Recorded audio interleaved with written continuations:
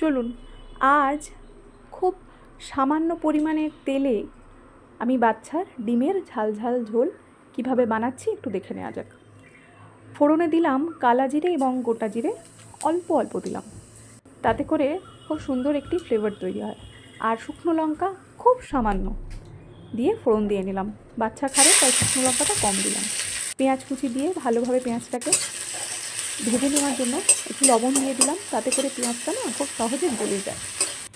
একটু নেড়ে চেড়ে নিয়ে আমি আলু দিয়ে দিলাম। এই আলুর সবুজ তখন আমি অতটা খেয়াল করিনি কাটার সময়, তাই সবুজ অংশটা আমি বাদ দিয়ে দিলাম আবারও।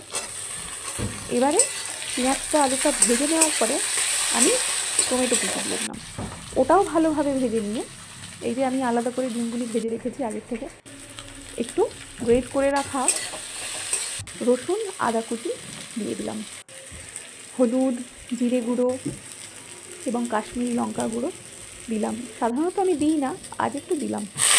ভালোভাবে কষিয়ে নিয়ে যখন দেখবেন ভালো গন্ধটা আসছে মশলার, তখন জল দিলেই ভালো হয়।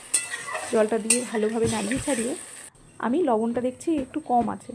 আর এদিকে আমি ভিজিয়ে রেখেছিলাম মসুর ডাল কিছুটা, মসুর ডালটা এই এখন দিয়ে নেব, কারণ মসুর ডাল খুব সহজে গলে যায়, তাই শেষেই দিলাম।